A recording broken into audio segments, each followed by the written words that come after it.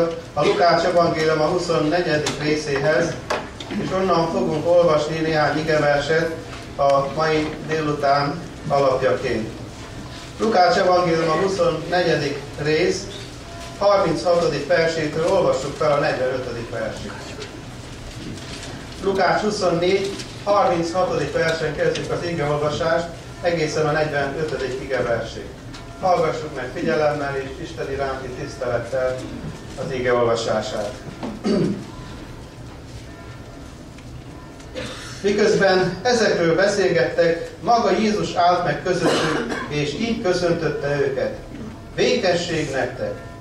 Azok megrettentek, és félelmükben azt hitték, hogy valami szellemet látnak.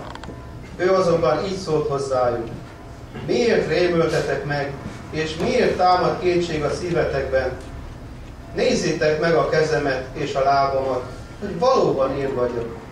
Tapintsatok meg és lássatok, mert a szellemnek nincs húsa és csontja, de amit látjátok, nekem van.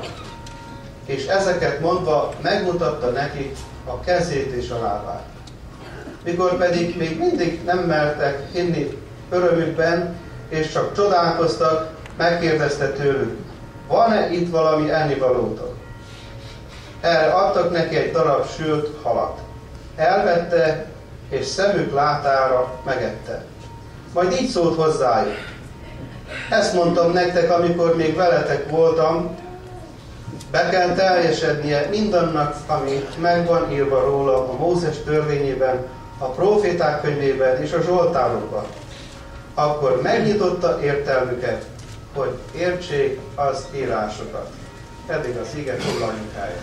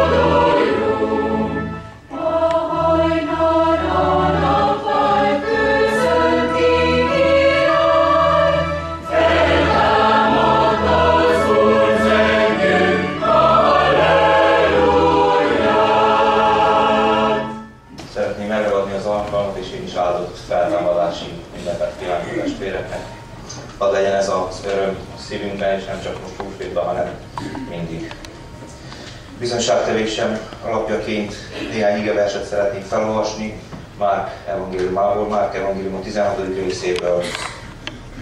16. rész 5-ös versen kezdem az olvasást. És amikor bementek a sírboltba, látták, hogy egy fehér ruhába öltözött ifjú ül, jobb felől és megrettentek.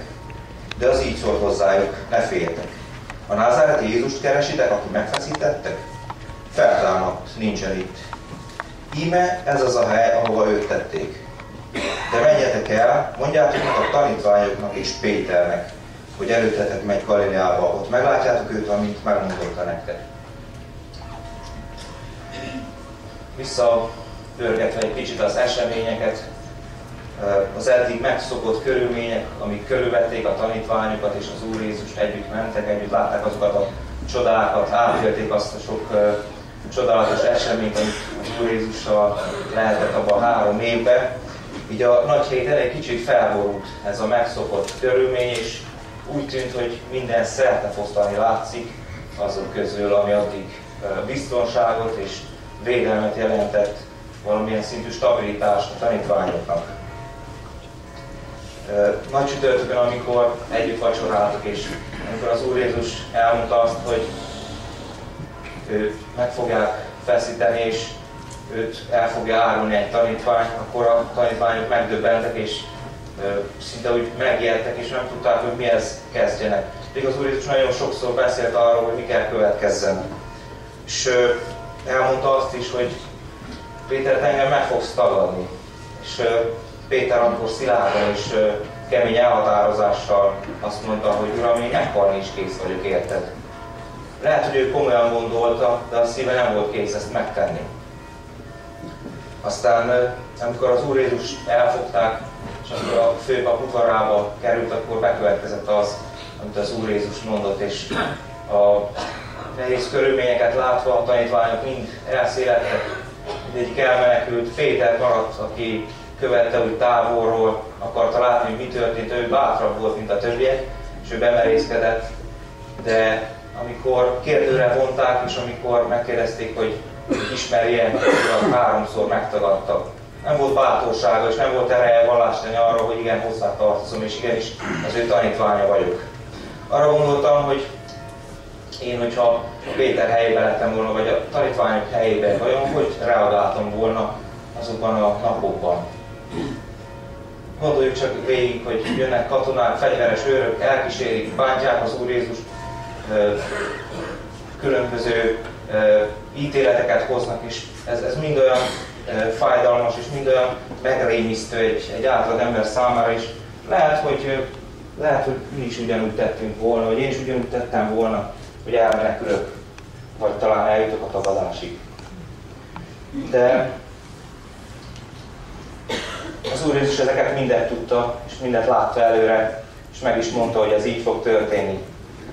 És amikor megtörtént a tagadás, az Úr Jézus nem elvetni, nem eldobni akarja a tagadókat, a bűnbelsőket, hanem az ő szerető szeme keresi ezeket az embereket. Jézus szerető tekintete ma is keresi azokat, akik elestek. Keresi azokat, akik bűnbe esnek, akik tagadók.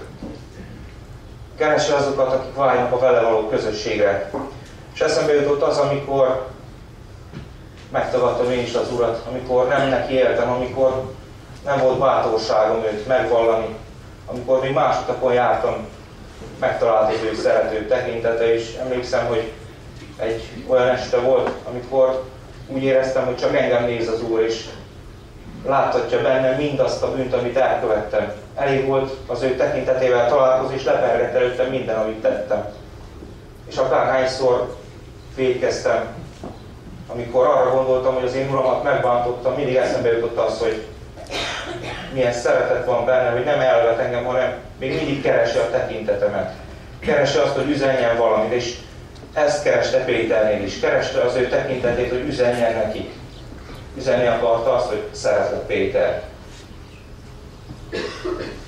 Péter nagyon megbánta azt, amit tett, és keserves sírásokat, azt írja az ige, elment és nagyon bánkódott az ő bűnei fölött. Hát nem tudom azt elképzelni, hogy milyen 3 napja lehetett Péternek addig, ameddig találkozott az ő mesterével. Úgy gondolom, hogy egy félelmekkel, egy szorongásokkal teli időszak volt, amikor a lelkiismeret furdalás, teljes zavarodottság volt az ő lelkében, és tudta azt, hogy neki rendezni valója van a mesterrel. Úgy kellett elváljanak, hogy ő megtagadta.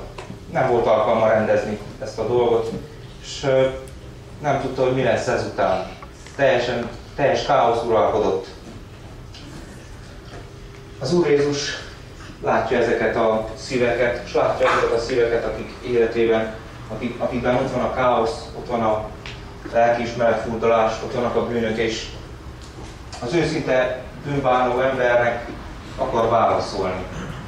És jött a válasz. Az Úr soha nem késik az ő válaszával. Lehet, hogy mi úgy tartjuk, hogy néha késik az Úr, és jó lenne már az a válasz, mert már elviselhetetlen az az állapot, amiben vagyunk, de az Úr válaszol.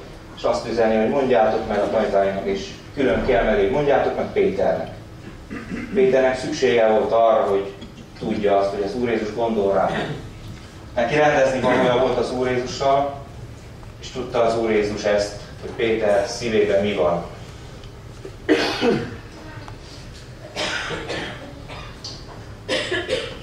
Jézus szeretettel fordul mindenki felé. Azért vállalta értünk a halált, a kínokat, mert meg akar menteni minket.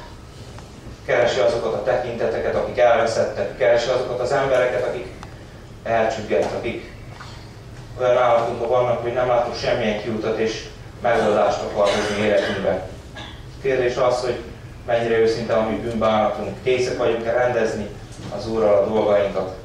Nagyon csodálatos volt megtapasztalni azt, hogy amikor vétkeztem és megtérésem után is volt alkalom, amikor elestem, de olyan jó volt tudni azt, hogy van kihez jönni. Jöhetek a kereszthez, és az a vér, amely értem is kifolyt, lemoshatja az én bűneimet. Legyünk hálásak azért, testvérek, és adjunk ezért hálát nap, mint nap. Hadd töltse be a feltámadási öröm a mi szívünket, és hadd legyen az a tudat bennünk, hogy ha vétkezünk, az Úr Jézusnál van válasz, és ő vár minket, és akarja adni a bocsánatát. Amen. Amen. Most az énekkar szolgálatát fogjuk meghallgatni, majd azt követően Csata Gerzson szolgálatát.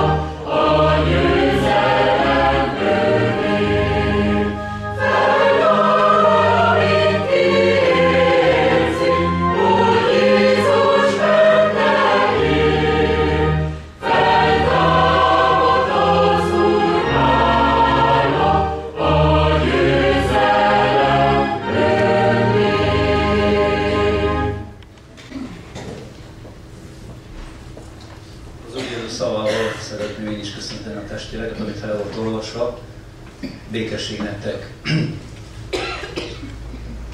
Én egy vallomást szeretnék elmondani, ami megérintette nagyon az életem és a szívem, ami arról beszél, hogy mi juttatta oda az Úr Jézust, hogy meghalljon a kereszten. Ezt nem én költöttem, de fogadják, testvérek, szeretettel.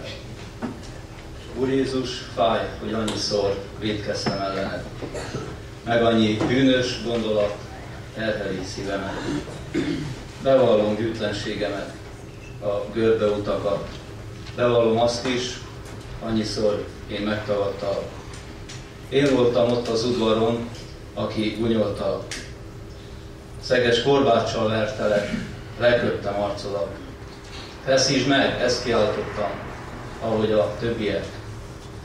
Büszke voltam, hogy láthatom folyni a véredet. Ott voltam én is a Golgotán. Kezemben volt a szeg.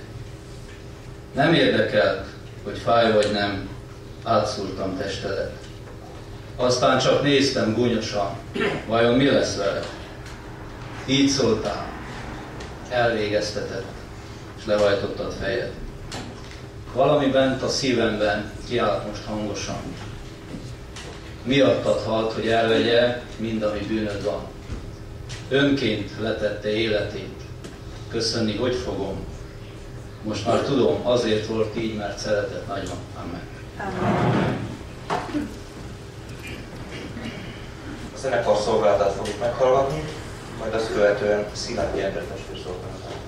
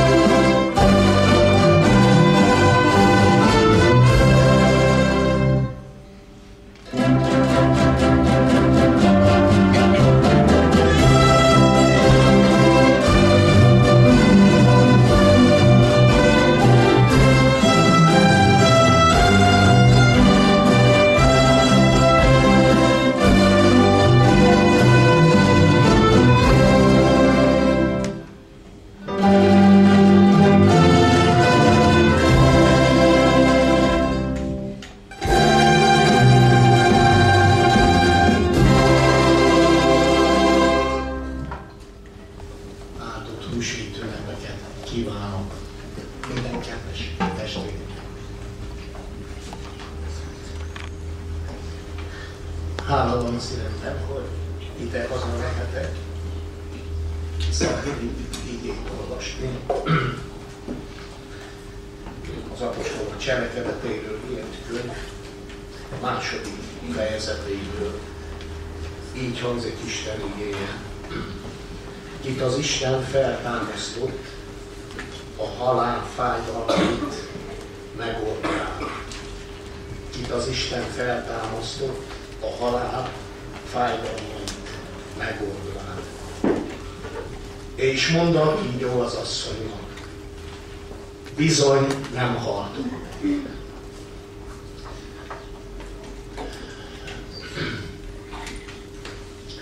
Meghalt az ember az Isten számára. Mindaddig halott, ameddig nem találkozik újból a Teremtő Istennel. Az, aki szeret, az, aki hordoz, az, aki hazavár, az, aki kitárt karokkal azt mondta, edény vagy. Így voltam én is. Évek hosszú során rám talált az Isten. Volt egy nap, egy fordulópont az életemben. Csodálatos volt. Úgy olvassuk az evangéliumokban, megjegyezi Isten igéje, hogy az Úr Jézus, amikor ott volt a halál tusája között, valamit tett. Buzgóságosabban könyörgött, mondja Isten igéje. Lehet, hogy veled is testvér megtörténik az, hogy amikor nehéz helyzetben vagy, fájdalmak között, és itt elsősorban a lelki fájdalomra gondolok, akkor elhanyagoljuk az imádságot. Megszakad a kapcsolat az Istennel. És fáj. És érzed, hogy nincs megoldás. Keresed a megoldást, de megtörténhet, hogy nem jó helyen. Nem ott, ahol elrontottad az életed. Jézus, amikor halál tusájában volt, buzgóságosabban könyörgött. Érted és én. Nincs olyan élethelyzet, olyan elrugaszkodás Istentől, olyan bűn, amit Isten nem bocsátana meg. Egy dolog szükséges, most húsvétkor is, és a húsvét el is múlik, hogy jöjj. Még áll a Golgota, áll a kereszt.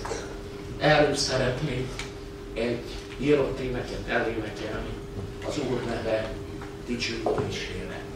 Áldott húsvét ünnepeket kívánok minden testvérnek, minden gyermeknek, fiatalnak, és minden drága, megváltott testvéremnek.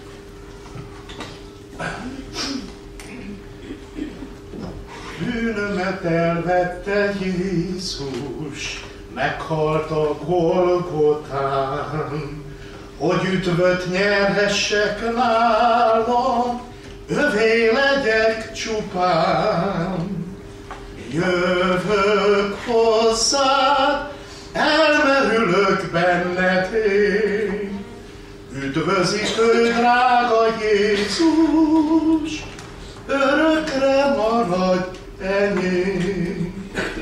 Nehéz volt véres tusága, várt rejá a halál.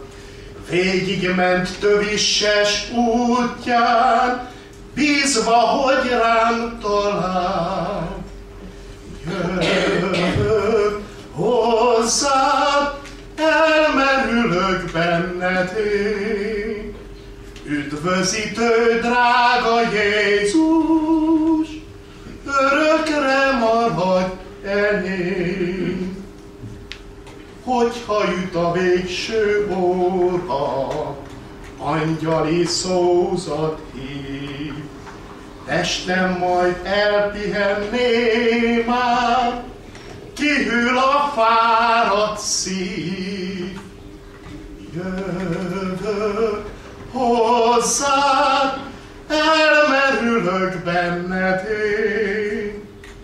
Országodban üdvözítő, fénylő arcod nézem én. Oda vágyunk, testvérek. Bízzuk újból az Úr Jézusra, a feltámadott Úr Jézusra életünket, és úgy ővele, mint együtt is, örökidőkön keresztül áldjuk és magasztaljuk őt. Amen.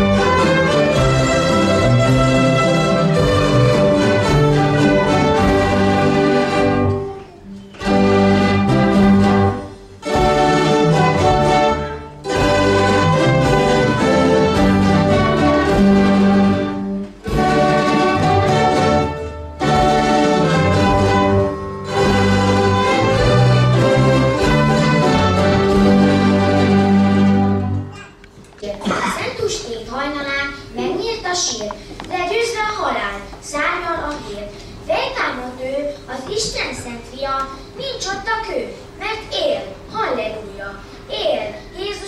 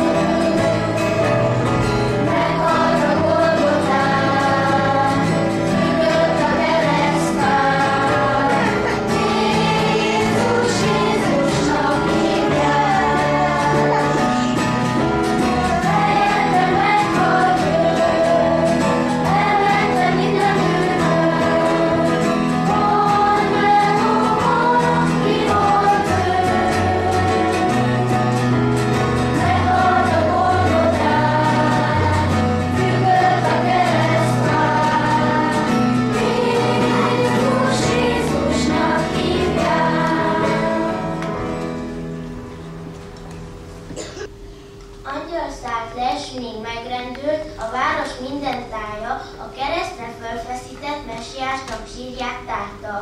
Örömkönyves asszony arca, boldog szíve, zengő szája hirdette az embereknek. Feltámad az ég királya, hívő szívek, zengő szájak, harsogjátok ma is bátran, örök hála és dicsőség Istennek a magasságban. Tudom, hogy hű megváltom él, tudom, hogy hű megváltom él, és folyton rám tekint, jelét mutatja, hogy szeret, áldást osztott megint. Emelt fővel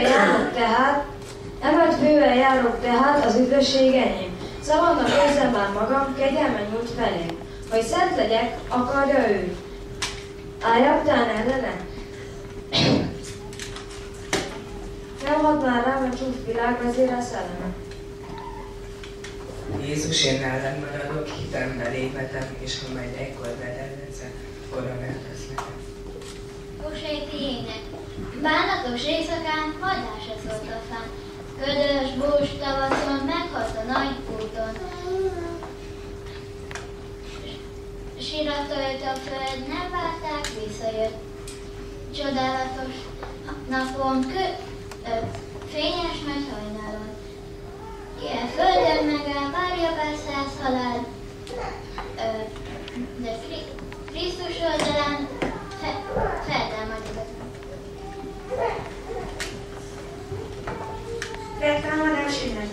Feltámadás ünnepén örömhírrel járunk, olyan, mint a megváltók, nem járt senki egy föld színén. Nagykő fette báron sírt, asszonycsapat csendben sírt. Megnyílt sírból égi angyal zengte szét a drága hírt. Ne féljetek, higgyetek, örvendezzen szívetek, Isten fia feltámadott, győzött sír és gyász felett. Hálás szívvel áldom őt, ő készít a jövőt. Ő az élet, ő a béke, hálás szívek menedéke. Ha eljön és feltámadunk, mindenki áldjuk őt.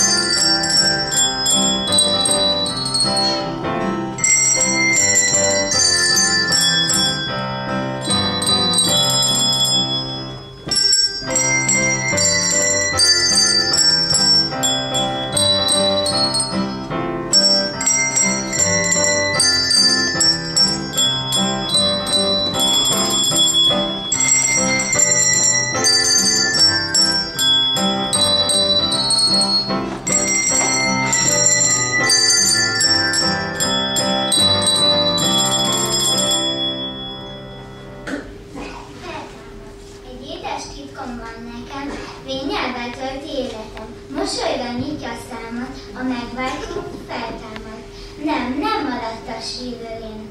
Újongok az örömtől én, hisz nem vagyok már áldva, nincs többi sírba zárva. Velem van nappal, éjjelen, mindig velem, mindig velem. Az úton ő vezérel, oltalmazó kezével. Virágok, illatozzatok, húsvéti tiszta fény ragyog, elűzve minden árnyat. A megváltó feltámad.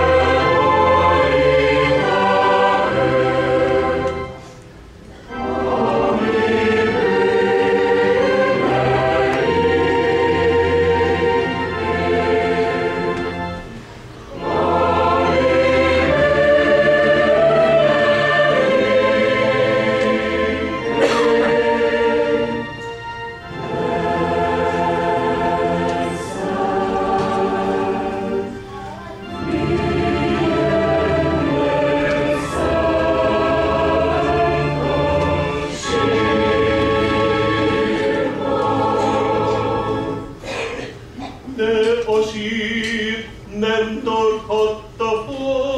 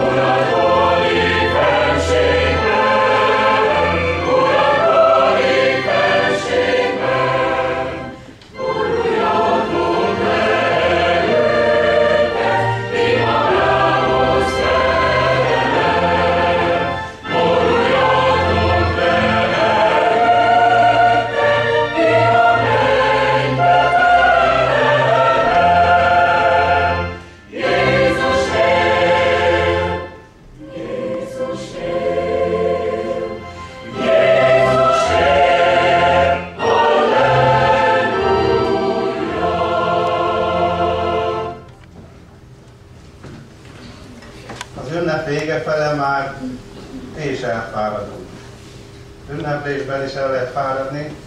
Vannak, akik már utaznak, azok kell érniük, holnap kezdődik újból a munka. És arra gondoltam, ha az Úrnak még van valami üzenete, most így a végén, akkor azt tegye úgy, hogy megelevenítsen bennünket. Úgy látszik, hogy még a nap vége felé is volt Istennek, az Úr Jézusnak volt meglepetése a tanítványai számára. És az Úrnak van meglepetése akkor is, amikor mi nem számítunk rá, és nem várunk rá, vagy másra várunk. A karácsony a Krisztust váróknak az ünnepe. Vagy a Krisztust keresőknek az ünnepe. A húsvét a tanítványoknak az ünnepe.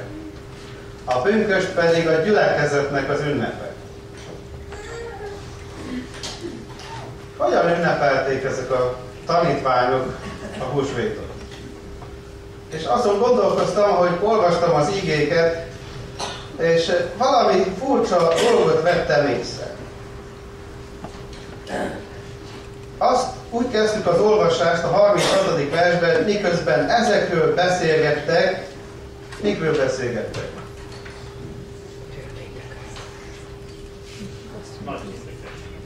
Hát mindenről beszélgettek. Már úgy néz ki az ige szerint, be is sötéthetett, épp visszaérkeztek az Emmausi tanítványok, és ők is elmondták az élményüket, hogy hogyan jelent meg nekik az Úr Jézus, és hogyan ismerték őt fel a kenyérnek a megszegésekor. Aztán még az asszonyok is csatlakoztak, hát nem mondtam nektek, nem mondtuk nektek, már reggel óta zengő, hogy feltámadott az Úr, és úgy, hogy beszélgettek ott egymás között. Akkor történt meg az, amit nem is vártak. Mert olyan meglepetés érte őket, testvérek, hogy belegondoltam, hogy ezek a tanítványok szinte az egész húsvétukat, első húsvétot Jézus nélkül ünnepelték meg. És mikor már besötétedett, a nap már lement, akkor jelent meg Jézus közöttük, és azt mondja, hogy közöttük megjelent a középen, és köszöntötte őket, békesség nektek. És arra gondoltam, hogy lehet Jézus nélkül is megünnepelne a húsvétot. Az előbb azt mondtam, hogy a húsvét a tanítványok ünnepe. Nem a világ ünnepe. A világ fel sem fogja a húsvétnek az üzenetét. Akinek nincs új élet, aki még nem Krisztus tanítványa, hát azt meg sem érti a húsvétnek a lényegét. Ő még karácsonynál van, még Krisztust várja, a messiást várja. Hogy eszembe jut 4-5 évvel ezelőtt egy lelkész értekezleten vettem részt, és ezen az értekezleten bizonyságot tett Androne professzor Galacról, aki a Galaci Egyetem filozófia etika tanszékének a vezetője. És elmondta, hogy már nagy karrier előtt állt, a bukaresti ortodox egyetemen készült doktorálni, amikor ösztöndíjat nyert arra, hogy Svájcba menjen ki, francia, angol, német nyelven, meg latin nyelven végezze a tanulmányait, hogy egy tárgykörben, egy témakörben dolgozza ki az ő disszertációját. És azt mondja, hogy amikor megérkezett Genfbe, beásta magát a könyvtárba, és elkezdte Calvin Jánosnak a műveit olvasni. 3 hónapon át egyebet se csinált, evésen és alváson kívül, csak azokat a könyveket tanulmányozta, és ahogy olvasta, azt mondja, hogy minél többet olvastam belőle, annál jobban megvilágosodtam. És látta, hogy az értelmem tisztul ki, és mire hazajött, meggyőződött Calvinista lett belőle. Persze, hogy kicsapták a bukaresti programból, és amikor hazérkezett Galacra, keresett egy hozzá hasonló meggyőződési közösséget, hát így jutott el a galaci magyar református gyülekezetbe. És Androne professzor oda kérte az ő tagságát. Végignéztem ezt az embert, és úgy, hogy tartott az előadását 2 órán keresztül, néztem, valami hiányzik mégis belőle. Úgy elmondta azt, de minden passzió nélkül, minden átélés nélkül, ő meggyőződött, azt mondja, hogy meggyőződtem, eljutottam eddig a pontig, és tudom, hogy az az igaz. És arra gondoltam, mi hiányzik mégis ebből az emberből. És rájöttem. A személyes találkozás Jézussal. Meggyőződött. A könyvekből, a Bibliából olvasta, és tudta, hogy ez az igaz.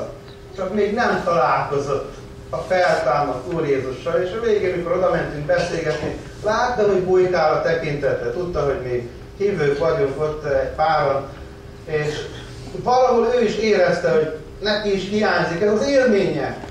Minden tud róla, úgy járt, mint azok a tanítványok egész nap arról beszéltek, hogy Jézus feltámad. Csak Jézus nem látták még.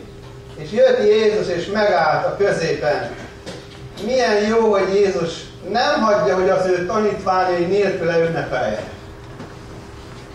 Mert azt szeretné, hogy úgy teljen a húsvét, úgy teljen az ünneplése az ő tanítványainak, hogy találkozzanak ő vele, enélkül az élmény nélkül, csak üres ismeretek.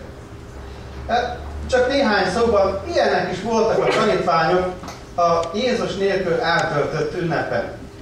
Hát először is a nagy zavarodottság, homály, kör jellemezte az egész napot. Egyik ezt mondta, másik azt mondta, és azt írja az ige, hogy egyszer féltek, aztán örültek, aztán mégis félelmükben ezt hitték, azt hitték.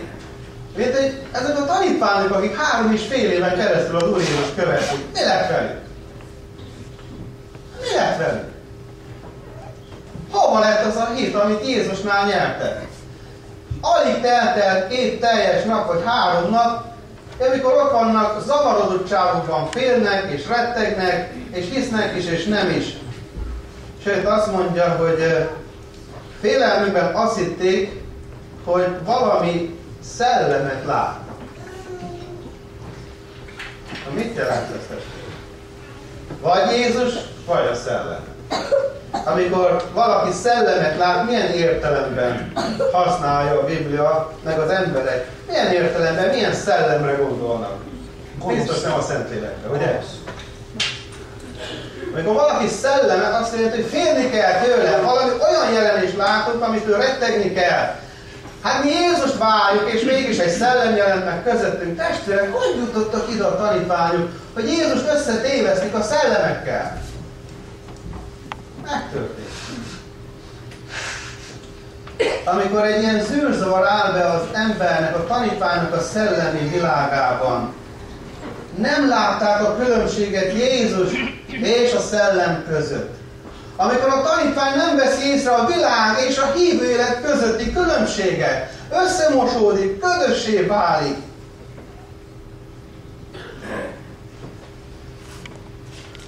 Testvérek, nem történik ez meg ma is. Olyan ködös, olyan zűrzavarossá vált a tanítványoknak a lelki világa. Ugyanazt a Bibliát olvassa mindenki. Egyik ezt érti belőle, a másik azt érti belőle. Az egyiknek szabad tenni, a másiknak nem szabad tenni ugyanabból a Bibliából. Hát igen, míg Jézus nem jelenik meg az életünkben, addig bennünk is lehet egy ilyen köd és egy ilyen homály. És a szellemi élet összemosódik előttünk. Ha valamikor láttuk is tisztán, kezd összemosódni, és az a lelki élet, ahogyan megkezdtük az életet élni, egyszerre csak összekuszálódik előttünk. Na, ilyenekké váltak a tanítványok. Hát ez csak az egyik dolog, ami jellemezte őket. A következő, amiről már Otniel is beszélt egy kicsit, Péterről beszélt. És valóban az ő bűne van nagyító alá helyezve a Bibliában. És így telt el, hát nem tudok belelátni a lelki világában, hogyan ünnepelhette ezt a napot Péter. De vele együtt hogyan ünnepelhették a többi tanítványok.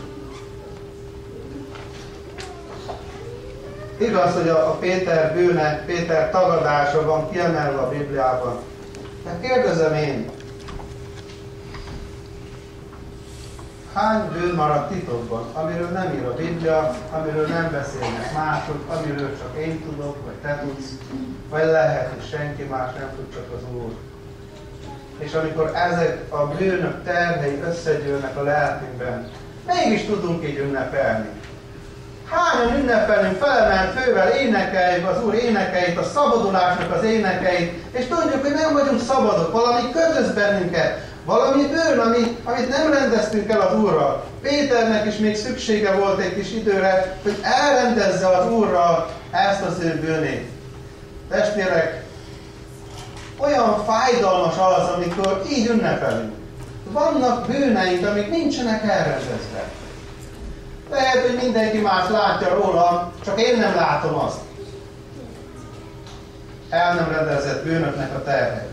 Aztán a másik, ami terhelte a tanítványokat azon a napon, hát arra gondoltam, hogy ha a férfi tanítványokon múlott volna, kiderült volna azon a napon, hogy Jézus feltámad. Miért csak az asszonyok voltak kíváncsiak? Hol voltak a bátor férfiak? Miért nem mentek ők is reggel a sírhoz?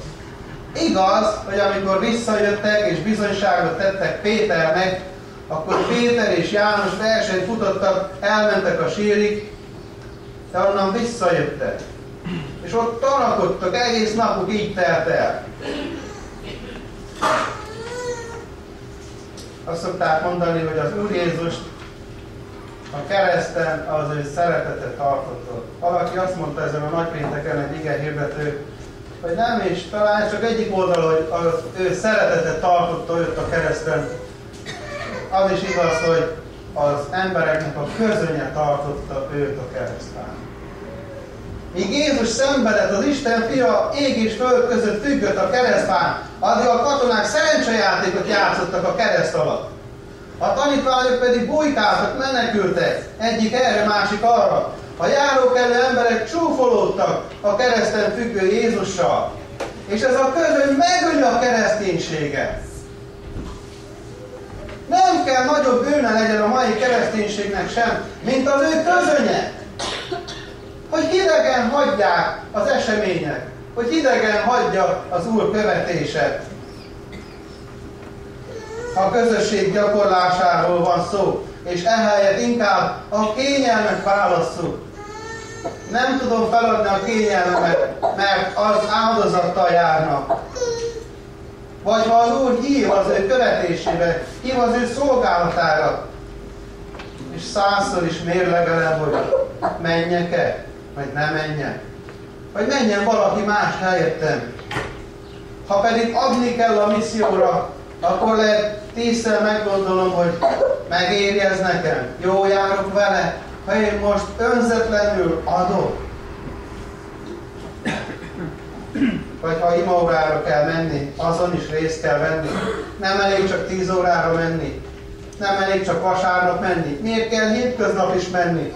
És nem veszük észre, megfojt bennünket a közön. És az ördögnek egy nagyon jó fegyvere az, hogy megfojtson bennünket a közön által. Talán éppen ezért van az, nagyon sok fiatal ábrándul ki, nem csak a nagy egyházakból. Nem arról van szó. Evangéliumi gyülekezetekből. A közöny miatt, a nem törődömség miatt. De ugye nem rólunk van itt szó. Ugye nem a szakmári gyülekezetről van itt szó. Ugye nem én rólam van itt szó. Talán valaki másról. De elmúlt hónapban, amikor újból Albániában jártam, és lehetőségem volt újból bemenni a tiranai mecsetbe, központi mecsetbe, és az emberek, férfiak akkor jöttek ki a déli imádságról. Nők nem mehetnek be, csak férfiak, és azok is mezitláb. 5-ször szólal meg az imádságra való felhívás. Ők már megszokták, de a lelkemet borzolja minden alkalommal, amikor hallom. 5-ször naponta szól a felhívás, és csengnek a városok, a minaretből szól a felhívás az imádságra. És a hithű muzulmán ott, ahol van, letérdel, és kelet felé fordul és imádkozik. És hogy jöttek kifele a férfiak, átszellemült arca, mi pedig vártunk sorunkra, hogy bemessünk, hogy meglátogassuk. Arra gondoltunk ott, hogy néhányan vártunk a bejáratnál, ha ilyen buzdók lennének a keresztény. Ha ilyen buzgók lennének a kereszténynek, ha ilyen alapozók lennének a kereszténynek, nem így néznének ki a templomaink és a gyülekezeteink. Húsvét Jézus nélkül. Vajon nem Jézus nélkül töltötted az ünnepet? Ahol nem arról van szó, hogy nem róla beszéltünk, vagy nem róla énekeltünk. De ott a lelked mélyén érzed, hogy nem ölelt át az ő jelenléte. Érzed, hogy valahol hidegen hagyod. Érzed, hogy valahol messzinnen csengnek a prédikációk, mintha nem én lennék ott Jézussal a középen. Megjelentem neked az Úr Jézus. És amikor jött Jézus, már a nap végeztében, már naplemente után, akkor helyre tett mindent az ő tanítványnak. És azt olvassuk, hogy 2 dolgot mutatott meg az Úr Jézus. Mikor megállt közöttük, akkor megmutatta az ő kezét, és megmutatta az ő lábát. A gyerekeket kérdezem, hogy milyennek látták a Jézus kezét és lábait akkor a tanítványok? Milyen volt a Jézus keze és lába?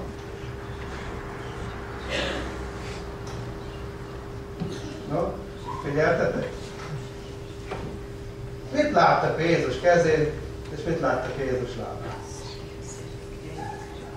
Tessék? Semmi? Sebeket. A szegek okozta sebeket. Na ez a kép illusztráció. Nem ez a Jézus keze. De szeretnék arról beszélni egy kicsit, hogy milyennek látták azon a napon a Jézus kezét. Érdekes, hogy Jézus szavára nem is figyeltek oda. Jézus szava annyira zavarba ejtette őket, hogy azt hitték, hogy szellem jelent meg. És azt mondta Jézus, nézzetek, talán felhúzta egy kicsit a köntöse ujját, nézzétek meg a kezem.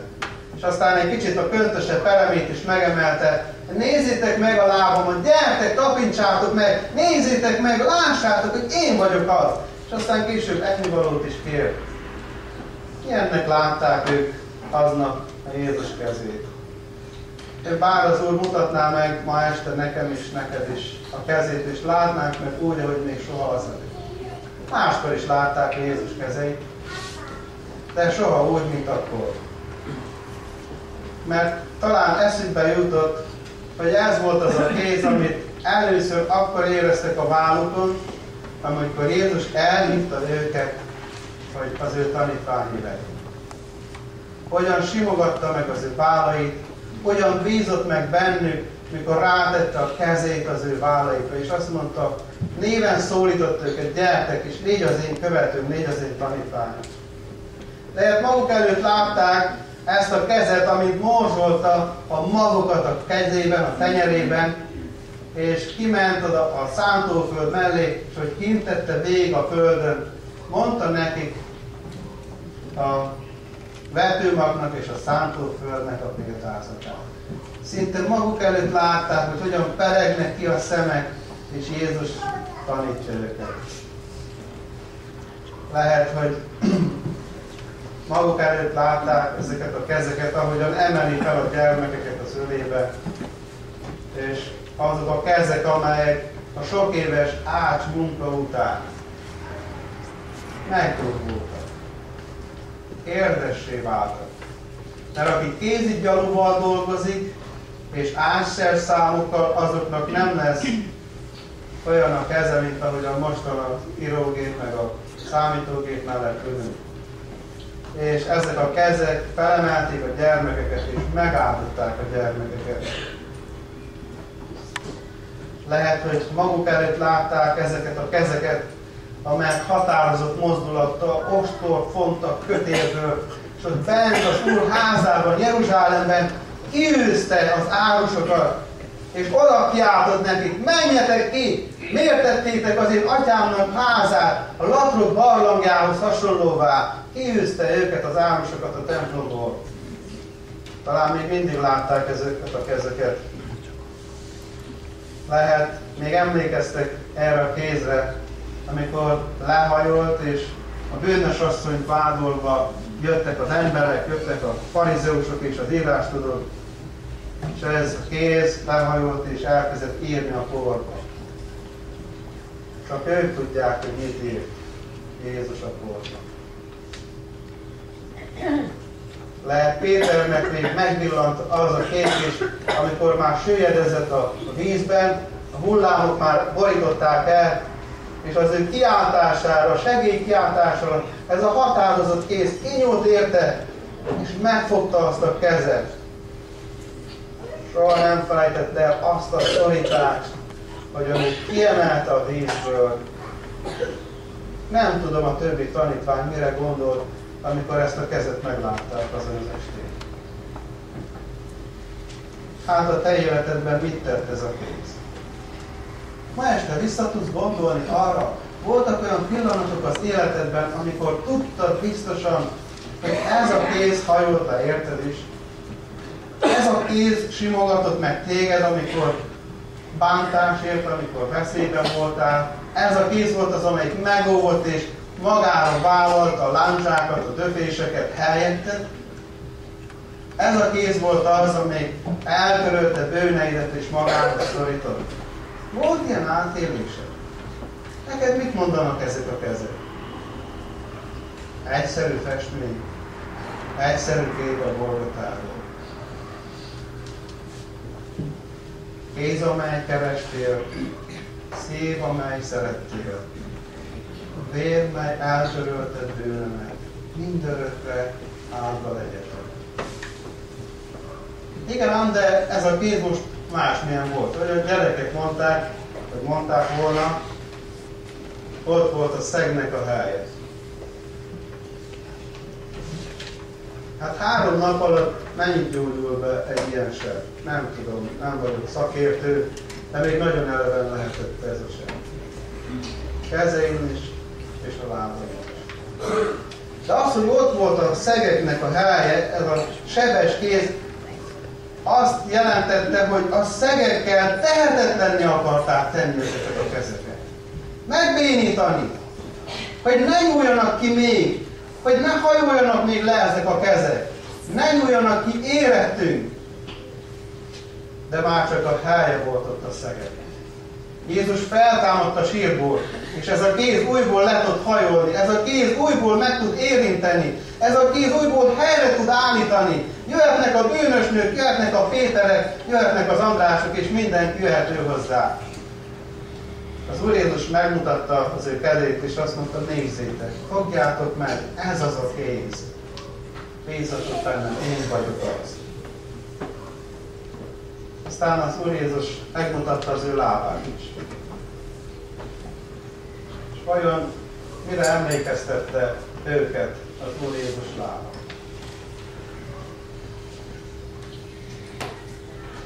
Talán Máté visszaemlékezett arra a pillanatra, amikor Jézus megállt a vámszedő asztal előtt, és azt mondta neki, Máté, gyere, kövess meg. És ő mindent otthagyott, és csak maga előtt látta ezeket a lábakat, és követte ezeket a lábakat. Mert Jézus hívta őt, és otthagyott mindent, és elindult ezek után, a lábak után, és utána olyan ismerőssé vált, ahogy ezek a lábak lépdeltek a porban, a kavicsok hogyan dörzsölődtek a talpa alatt. Talán Bartimeus is ennek a lábnak a lépéseit hallotta, amikor közeledett és ment át a városon. Hallotta, nem látott semmit. Olyan ismerős volt ez a járás. Csak a megváltó járt így, és szaladt hozzá, és megnyílt az ő szemevilága. Ezek voltak azok a lábak, amelyek a vízen jártak, és lecsendesítették az elleneket. Lecsendesítették, csendre intették a hullámokat. Mert ahova Jézus lépett, ott még a víz is megszilárdult alatta. Ott, ahová Jézus lépett, ott csoda történt. Valószínű, hogy visszaemlékeztek Jézus lábait látva a tanítványok. És ezek a lábok voltak azok, amelyek vadarába vitték egyik nap a tanítványok. És lehet kérdezték is, hogy miért hozol minket ide erre a vidékre, ahol olyan kevés ember jár, sőt, tudjuk, hogy van itt egy veszélyes ember. Ne vigy minket oda, de Jézus után mentek, és amikor megálltak ott, és a barlangból előjött az ördöngős ember, akkor megszabadította. És utána már nem bánták, hogy Jézus lábai után mentek, mert micsoda átélésben volt részük.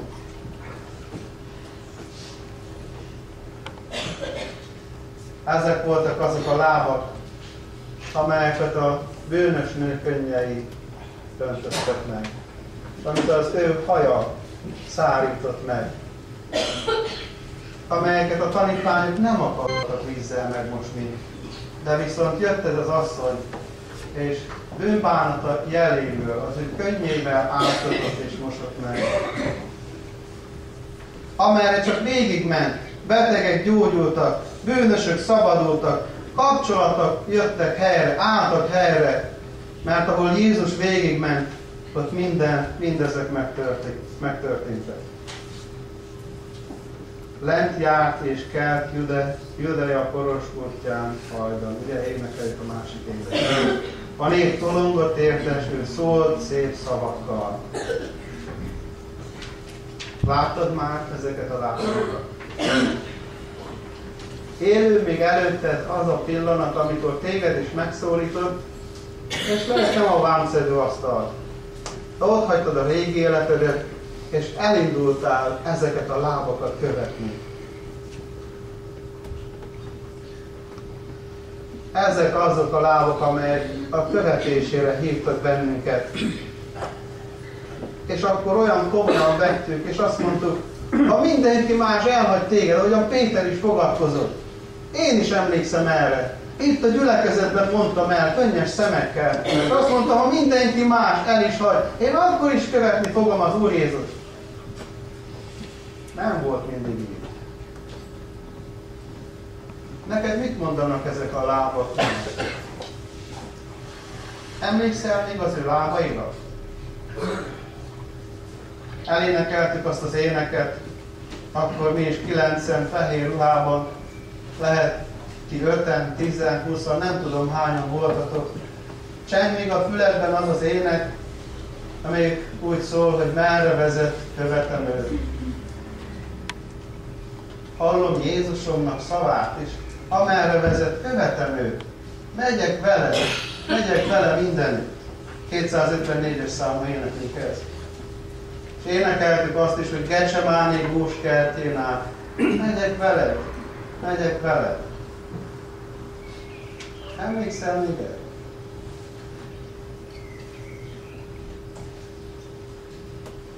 Egyik fiatal ember olyan komolyan vette ennek az éneknek a szövegét, több mint 100 évvel ezelőtt született Londonnak egy perem területén, egy erdő szélén, egy cigány családban született meg. Rodney, akit egyszerűen csak úgy ismertek később, hogy a cigány Rodney, a Gypsy Smith. Fiatalon, amikor meghallotta az Úr Jézus hívását, akkor elindult és bizonyságot tett a cigányoknak. Először azoknak. És megvan egy korabeli felvétel, és ahol elment evangelizálni, mindig ezzel az énekkel hívogatta az embereket a megtérésre. Merre vezet követelő? És az ő remegő hangján egészen késő idős koráig, majdnem 100 évet élt ez a testvér. És az van feljegyezve róla, hogy nem volt olyan prédikációja, hogy legalább egy ember ne tért volna meg. Egy több millió embernek hirdette az evangéliumot a föld kerekségén. Azért, mert komolyan vette a követésre szóló hívást. Vajon a húsvétnak üzenete nem az a te számodra, hogy emlékezz meg az ő kezébe? Hogyan nyúlt be, hogyan avatkozott be a te életedbe is? Az én életemben ez a kéz. Mit tett éretted ez a kéz? És nézd meg, hogy ott vannak a szegek helyei ebben a kézben. A tanítványok ugyanúgy látták az ő lábait, amely szintén sebes volt. És ezek a szegek meg akarták akadályozni, hogy tovább menjenek ezek a lábak. De nem tarthatták őt fogva. És az, hogy ott vannak a szegeknek a helyei, ez arra emlékeztet, téged is valami erő vissza akar fogni abban, hogy kövessed őt. Hogy ő vele jár, hogy végig menj ezen az úton, hogy végig kövessed őt. Nem tudom, mennyire van terve a szíved ma délután, az ünnep végén az ő jelenlétével. Megláttad újból őt, megjelentette újból önmagát, szólt-e hozzá, békességet adott a szívedbe, megmutatta önmagát a te számodra, kezeit és az ő lábait. Tanítványok soha nem felejtették ezt el. És amikor elindultak, már Jézus a mennybe ment, ezzel az üzenettel mentek és meghódították a világot. És azt mondja Pál apostol a korintusiaknak is azt üzeni, én pedig hirdetem néktek Krisztust, ha megfeszítettek. Azt a Krisztust, amelyiknek a kezén én is, mert nekem is, mint idétlennek, utoljára nekem is megjelent. Azt a Jézust hirdetem nektek, amely a kezén viseli a szegeknek a helyét, és a lábán viseli a szegeknek a helyét. Ennek vagyok én a hirdetője. Vagy te ennek a Krisztusnak a követője és hirdetője. Az Úr megjelent neked, akkor örülj neki.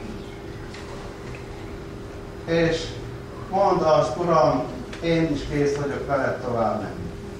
Nem akarok hitetlenkedni, nem akarom nélküled élni, sem az ünnepnapjaimat, sem a hétköznapjaimat. Töltsd be engem. Valamikor közelebb voltál hozzám, olyan jó volt tapasztalni, átélni azt, hogy a te jelenléted felmelegíti a szívemet, de most nem így van. Kérlek, hogy jelenj meg újból nekem. Mutasd meg kezeidet és lábaidat.